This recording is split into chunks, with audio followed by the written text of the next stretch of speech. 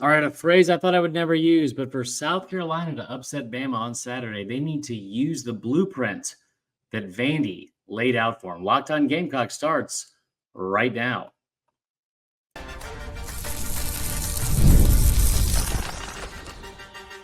You are Locked On Gamecocks, your daily podcast on the South Carolina Gamecocks, part of the Locked On Podcast Network, your team every day.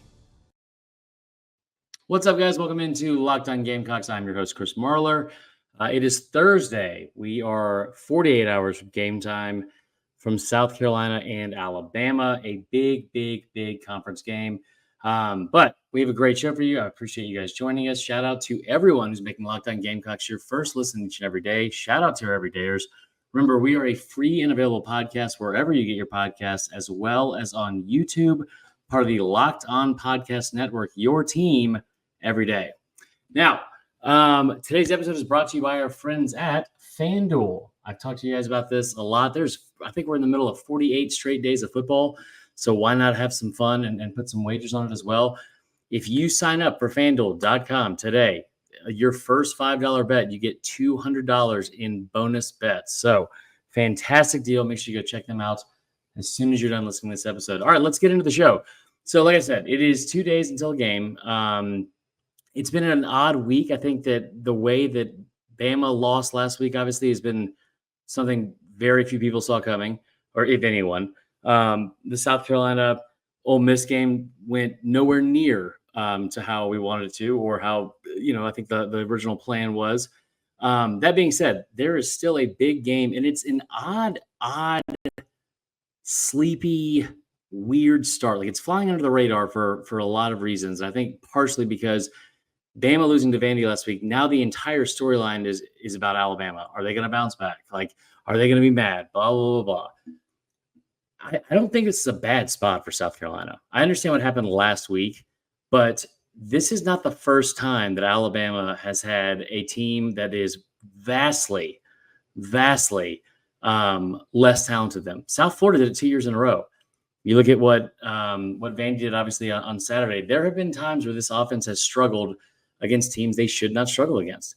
And what Vandy did last week was the actual blueprint on how to beat a team like this. Bama is a very unique, statistical anomaly and oddity when you look at some of their numbers, especially offensively, because they put up 35 points last week. I don't think anybody who watched that game thought the offense was to blame, or even Kalen DeBoer. They scored 5 touchdowns on 9 drives. They had a tipped ball that became a pick 6, and they had a strip sack. But other than that, it was a lot like how South Carolina has had some of their close calls, which is dumb penalties, couldn't get the field on third down, and just too many mistakes, especially in the trenches, and they end up getting beat. So I think what Vandy did is unique specifically to how Vandy, the game plan they came out with, no one else is running that. I was watching this on the radio today. It was Doring and Alyssa Lang. She's very excited about this game. And she, like a lot of people, keep bringing up the fact that, Bama's going to be pissed. They're coming off a loss, blah, blah, blah. I don't think that's a storyline at all. At all. I think, if anything, the biggest impact on this game for them is there's no one else they're going to face on that schedule that is going to run that type of offense against Bama that Vandy did. No one else is going to run a mix of option and pass and most likely not hit 80% of their passes, go 12 of 18 on third down. They did everything well, and they kept the ball away from them for 42 minutes. South Carolina is one of the better time of possession teams in the SEC. They're ranked 6th in the conference in time of possession. It's over 31 minutes and 50 seconds a game. That is something. And you look at, as much as we give Dow Loggins, crap, and deservingly so, for some of the play calling, the wrinkles in this offense are the same ones that you saw a week ago with Vandy. Vandy kept running a shovel pass, bringing a tight end under, across the line of scrimmage and letting people get upfield, and then boom. I think they had 2 plays for 70 yards off that. You look at how South Carolina started their game last week. They get Lenora Sellers rolling out like an RPO misdirection type of thing, where you hit your tight end in the flat for a 3, 4, 5 yard gain, which is just as good as a first down run, right? That's the kind of stuff that Bama has struggled against. They have not played good assignment football. The defense is very, very thin. And you saw a week ago, if they get frustrated, they will crumble. That's just like plain and simple. The defense, that's exactly what happened. So there's a path for South Carolina to at least be in this game. The 21-point spread is outrageous. That is outrageous. Mainly because South Carolina's defense, they just continue to be the most overlooked unit in the country. Bama's got one of the best offenses in the country. I think they have the best quarterback possibly in the country as well, in Jalen Milroe. But South Carolina's defense is really, really good. Really, really good. So, listen, Jackson Dart a week ago against South Carolina. That was only the second game he's had in his last 27 starts at Ole Miss where he didn't have a touchdown. You held him to his lowest completion percentage of the season. It was one of his worst games. Under 300 yards, kept him out of the end zone, and was like 53% or 51% completion. He was setting the world on fire at the start of the year for that. That path and frustrating a Bama quarterback that is faster than everyone on the field, but still takes weird, inexcusable sacks sometimes. That is what South Carolina needs to do. That's what Clayton White needs to dial up. Listen, I think if you're on offense, like Dowell Loggins, you take the blueprint from Vandy. Clayton White, you take the blueprint from USF. All USF did the entire night was bring blitz after blitz after blitz. That's all they did. And here's the other thing, too, that I don't think is being talked about enough. They're really banged up. They're missing a starter on the O-line. Their other two receivers that aren't named Ryan Williams. One got knocked out of the game last week after a big hit. I don't think he's in concussion protocol, but he might not play. Kendrick Law's been out for multiple games. They are banged up.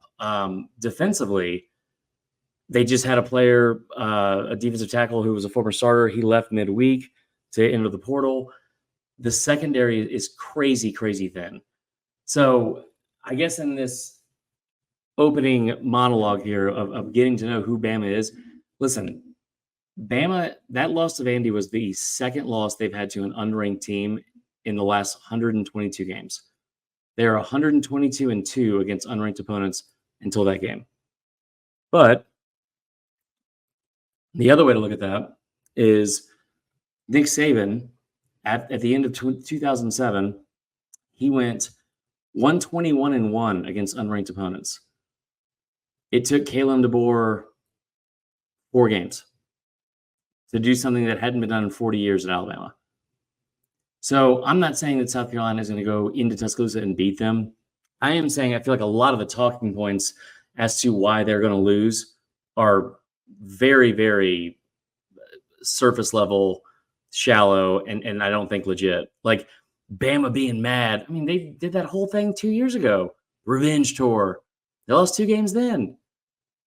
I don't care how mad they are. Like you probably should be mad. You lost to Vandy. So I don't think that is what is going to be the determining factor of who wins this game. I do think there are several factors and matchups and stats and all that kind of stuff that I think will factor into it, which we're going to get into here in a second. But just to be clear, the big bad wolf that Bama has been for the last several years, I think they are really good offensively. They're one of the best offensive teams in the country, and I think they're one of the best teams in the country, even with what happened last week. But the biggest difference between this team and teams in the past, defensively, they're a shell of what they used to be. They got pushed around against Vandy. In their last 6 quarters, they've given up almost 600 yards passing. They've given up 784 total yards, 67 points. I mean, listen, you guys know I love a deep dive. We're going to get into it, but they are a shell of what they used to be. They do not really get after the quarterback. They forced a lot of turnovers in their first game against Western Kentucky, and they forced a lot more against Georgia. But they blitz less than any other team in the country. They blitz 6.7% of the time. Now, if you're a struggling offensive line like South Carolina, which is the worst offensive line in the country in terms of sacks allowed, they're ranked dead last. They have 68 combined sacks and tackles for loss allowed this season, which is by far the most in the country. I would assume you would, if you're Alabama, you're making some changes to your defensive philosophy about getting after the quarterback, because what you're doing now is not working, right? Um, you're not setting an edge. You're not able to play defense and stop the run or anything like that and keep things in front of you. And you're not getting to the quarterback. So this whole idea that Bama is still the same Bama, no, that is not the case. Offensively, they are going to score 40 points a game. Not against the South Carolina defense, but on average, they're going to score 40 points a game. How many points does South Carolina need on Saturday? I don't know if they definitely need over 30, probably 34. And there's a lot of other stuff that has to go their way. Listen, as we've seen before, can happen. I think the craziest stat from that whole game against Vanderbilt was Diego Pavia became the first player to complete 80% of his passes with 2 touchdowns and no turnovers against the number 1 ranked team in the country. The first player to do that since Steven Garcia. So it's happened before. Obviously, it happened to Williams-Brice, but we will get into the matchups that are going to be biggest in this game, and so make sure you stick around for that. And then also send us questions for tomorrow. Send me your score predictions. Anybody that's closest, we'll figure out a prize or something like that. But what are your biggest takeaways? What are your biggest thoughts? I've read the comments the other night about the Dow Loggins video we put up, and people were furious over Beamer, which I was not expecting. But listen, if you got hate in your heart, let it out. If you got a hot take, let me know, and we'll read those on air as well sometime after the game, I guess. But anyway, or we can do it Friday during the happy hour show. Either way. Before we get into our next part of the show, I want to talk to you about our friends at Game Time app. If you're going to Tuscaloosa this weekend, have a blast, have fun. There's not much there, but if you're going and you're trying to get into Bryant-Denny Stadium, make sure you are using our friends at the Game Time app. It is the one-stop shop for all of your ticketing needs.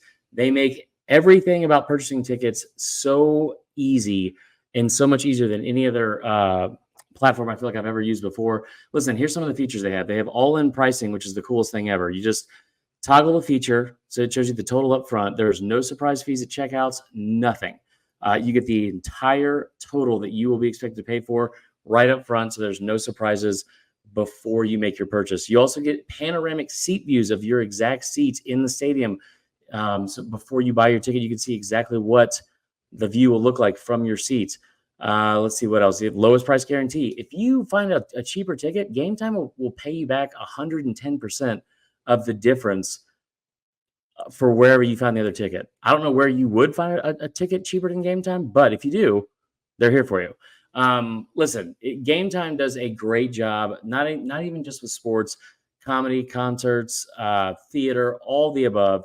Make sure you are taking the guesswork out of buying tickets with Game Time. Download the Game Time app, create an account, use the code LOCKEDONCollege for $20 off your first purchase. Terms apply, but again, create an account, redeem the code, spell LOCKEDONCollege for $20 off. Download Game Time today. What time is it? Game time, y'all. All right, we will be right back. Locked On Gamecocks continues next.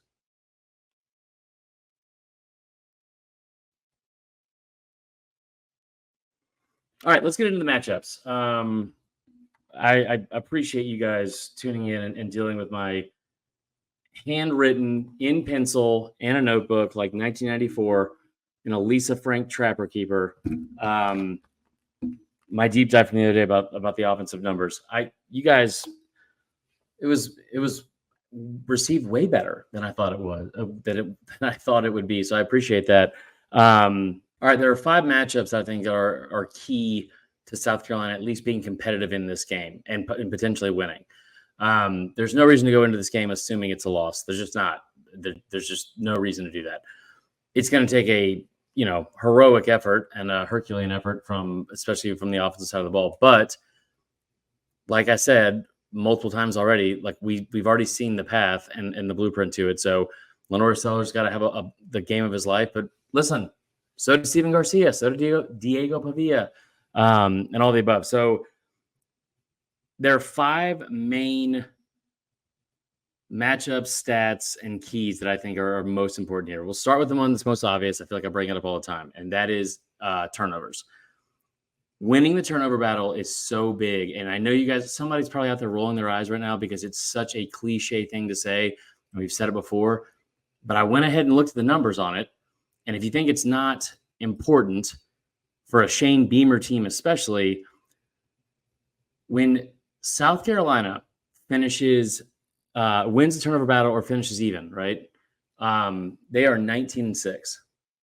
19-6 when they are even or win the turnover battle under Shane Beamer. In games where they lose the turnover battle, they are 3-14. 3-14 when they lose the turnover battle. I think one of those wins was against like Georgia State or something. Like very, very like that is a recipe for disaster with this team specifically trying to overcome an uphill battle by being negative in the turnovers. So, I mean, think about that. Like 76% of the games where you win the turnover battle, you win. 17.6% of the games you lose the turnover battle, that's you lose 82% of them. That's an insane stat. So obviously still needs to be a focal point. Here's the other one that I think is like, I feel like it's finally reared its ugly head with USC. But it also happened for Bama last week, third downs. And specifically, you have to figure out a way to continue drives, and you got to figure out a way to get Bama off the field. That is the biggest way to beat, or the easiest way to beat this team is to have their offense off the field. I'm not saying you have to hold the ball for 42 minutes, but they can't score, right, if they're not on the field. And this offense scores at lightning pace. I think they're 119th in the country in plays per game. Like they only run like 63 plays per game, but they're 7th in yards per play and they're 8th in total scoring. So you have to keep that defense or that offense off the field. You also have to figure out a way to be better on third down in general because South Carolina has been really, really bad. And I think the key to it is you got to figure out a way to keep everything within 3rd and 3 or less. And again, the numbers do not lie on this. Bama ranks 8th in the country in third down defense. USC is 122nd in the country in third down offense. They're converting third downs at 30% of the time. I think they're 21 of 70. So it's not been great. And a lot of that is because you're constantly in 3rd and long, 3rd and 7 or longer. I believe 40 of the 70 total third down attempts that South Carolina has faced this year were at least 7 or more yards. I think it was 28. Hold on. Let me go through we got papers going everywhere, guys. 40 were at least third down and 7 or longer. 28 of the 70. So that's 40%. Were third down and 10 or longer. That is not a recipe for success at all. You got to figure out a way to keep it in 3rd and 3 or shorter.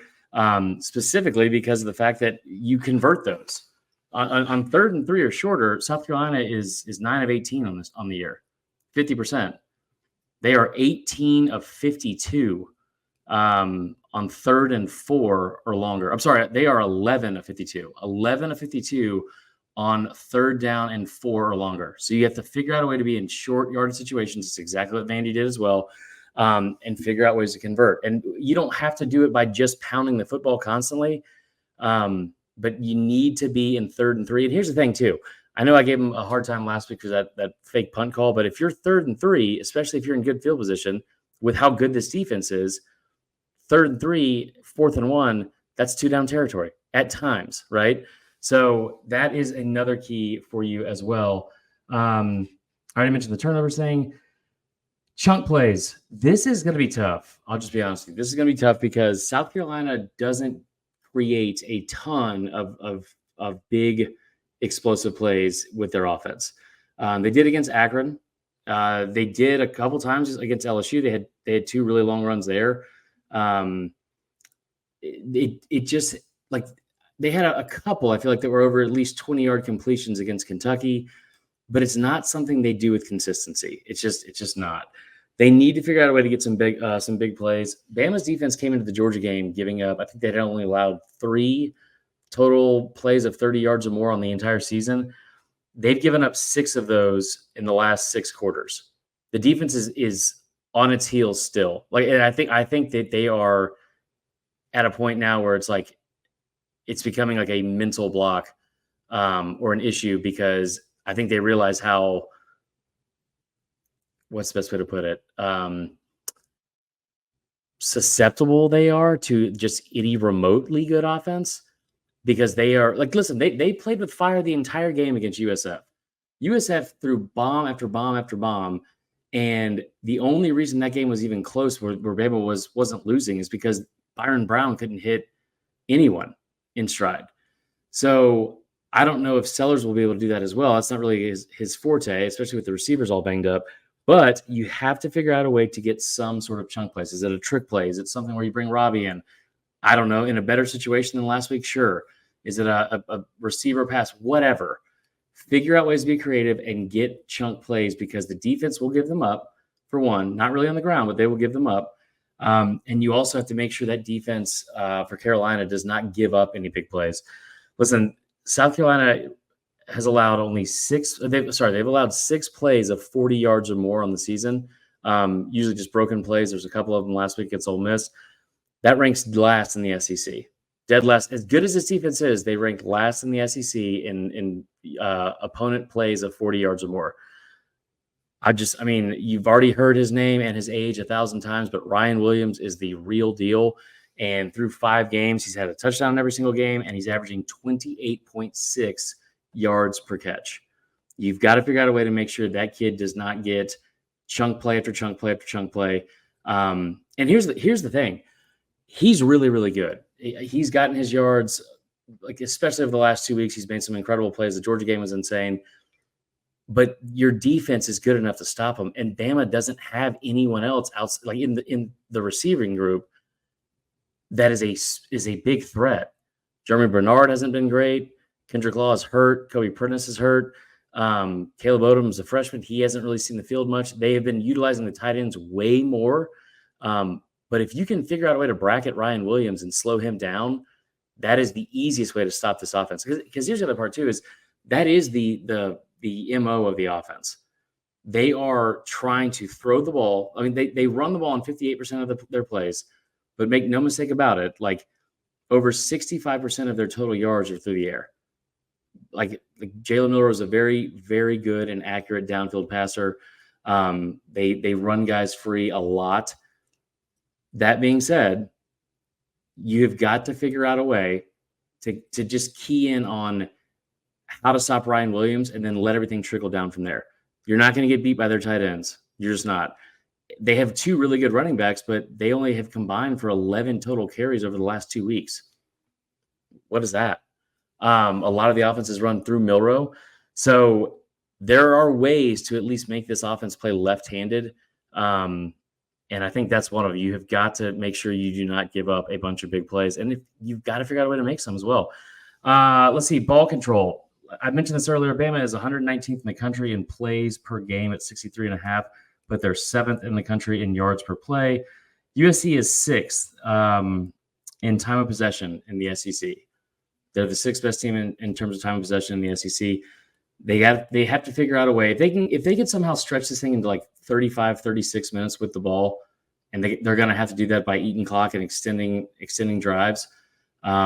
Cut out the dumb mistakes, no penalties, no pre-snap penalties, all that kind of stuff, which is my next point. But if they can figure out a way to do that, that's the easiest way to keep things rolling, is to get out of your own way. Like stop with this like 1 step forward, 2 steps back thing that has been haunting this team throughout the season. The dumb penalties, like the getting behind the chains on 2nd and 3rd down, like that's the kind of stuff. It's the easiest way to fix the offensive problems you saw a week ago is by being ahead of the chains, and also not having to start 1st and 2nd down with 5 yards further than you were before the snap. All right, last but not least, if you could stop the run and you can get pressure on Milroe. Milroe is the best athlete, I think, at the quarterback position in the country. He can outrun everybody in the field. Every time he steps on the field, he is the best athlete on the field. Maybe not Nick Harper, but figure out a way to get pressure on Jalen Milroe, because He hasn't made a ton of mistakes this year. I think he has 3 turnovers. There was the fumble against Vandy where it wasn't his blind side, but he got hit, never saw the guy coming, and it was a strip sack. He has 2 interceptions. They're both off of tip balls. He doesn't make a ton of mistakes. One thing in terms of turnovers, one thing he does do is hold on to the ball for too long while pressure's coming in his face. And that's phrasing. And just instead of getting around it or getting to the sideline, throwing the ball away, whatever, to avoid a loss, he just kind of drifts towards the sideline, back. I can't tell you how many times I saw him last year, early in the year, especially, with pressure in his face, drift back to back to the right, and would take an 8-yard sack instead of just dumping the ball out of bounds for an incomplete pass. Very bizarre. But this defensive line is built to be able to do that. Bama's offensive line is better now that they've adjusted the lineup and gotten a little bit healthy. But this South Carolina defense and the defensive line, they've been able to put pressure on everyone all year. Listen, this is also a Bama offensive line. I know it's not the same players, but a year ago, they gave up 49 sacks on the season. They gave up more sacks last year, and a lot of it is the same players. They gave up more sacks last year than Michigan, Oregon, Georgia, and Washington combined. They gave up more sacks last season with 49. They gave up 11 more last season than Georgia had allowed the last 3 years combined. You have 2 elite pass rushers. Let them pin their ears back and go get them. So those are the key matchups, I think, for South Carolina, keeping this one close and potentially pulling off a win. We're going to close out the show with a quick little note about some men's basketball news. And I think we're going to save tomorrow for the best bets and stuff. But make sure you're sticking with us before we take a short little break. I want to remind you about our friends at FanDuel. I brought this up earlier. It's just an incredible deal. Unless you hate money, sign up for FanDuel. Go to FanDuel.com. It's America's #1 sportsbook. It's a $5 first bet. You get $200 in bonuses. There's not a better deal out there. The other part of it is their actual site. While you're making your bets, while you're looking at lines, looking at odds, whatever, during games, you are getting constant updates, stats, updated odds, all things like that. You can check out live play-by-play. So you are right on, you are at the cusp of what's happening, making sure that your wagers are up to the minute. They're not dated, all that kind of stuff. You are the most informed person that I feel like betting online. It's amazing. So go check that out. Go to FanDuel.com. Like I said, start with a $5 bet, and you get $200 in bonus bets guaranteed. Maybe you put some of that on South Carolina to cover 21.5. I think we will get to our favorite bets tomorrow. But anyway, before we close out today's show, let me get to the live updated line here from FanDuel. It is sitting at 21. Bama's favored by 21, and the over-under, the total is at 50.5, which is kind of low. And it looks like Bama is favored by 6.5 in the first quarter and 11.5 in the first half. South Carolina's team total is right at 14 as well. So get to FanDuel today, make some bets, win some money, have some fun. Let's get into our last part of the show. We'll be right back. Locked On Gamecocks continues next.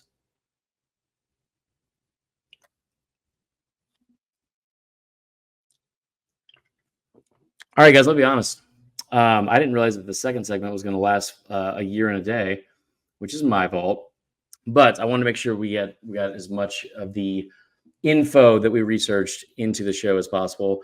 I don't really have a third segment. I'll be honest with you. I said I did. I lied to you guys. I lied to you just blatantly. I do not have a third segment. I'll find one real quick. I know that Basketball Media Days is coming up here shortly. They just announced the tip-off times, TV information, and other stuff for the 2024-2025 season for South Carolina as well. I'm looking at it right now. Oh, they played Bama, Auburn, Florida, Mississippi State, Texas A&M, Ole Miss, Texas, Arkansas, and Georgia at home. It's going to be a really deep conference this year. Let's see here. They play at Tennessee for the final game of the season, or the regular season at least. They got to go to OU. And they have a home game against Clemson December 17th. Also, December 14th, they're playing USC Upstate. USC Upstate was in the Peach Belt when I played in Division II. Us and USC Aiken, all of them. So good for them. And Francis Marion, shout out to Francis Marion. Last but not least, here is the last part of the show. We talked about football recruiting earlier this week. Let's talk a little bit about the 2025 basketball class. They have 3 total recruits as of right now. I was kind of blown away by this. Maybe it's just because I don't understand basketball recruiting at least, because obviously the classes, you're not going to bring in a ton of people. It's also the most immediate impact you can make for, I feel like, any sort of recruiting outside of maybe baseball, but basketball feels like you can step in right away. There's only 3 players in this class, but they currently rank 13 in the country in their team rankings for the 2025 class. That is an incredible job by Lamont Paris. 13th, and I mean, like, I'm looking at it right now. Notre Dame 1, Iowa State 2, Butler 3, Marquette, Kentucky's at 5, Clemson's at 6. What the hell? South Carolina is at 13 with 1 4-star and 2 3-stars. That's a big deal, guys. That's a really big deal. So good for him being able to not only go to the portal and bring in some key talent and stack it with some of the young, really, really good talent. They had a season ago and helped that turnaround. So anyway, that is all for today's show. I hope all of you have a fantastic rest of your Thursday. We'll be back tomorrow. Until then, you guys have a great rest of your day. Be safe. Go Cox.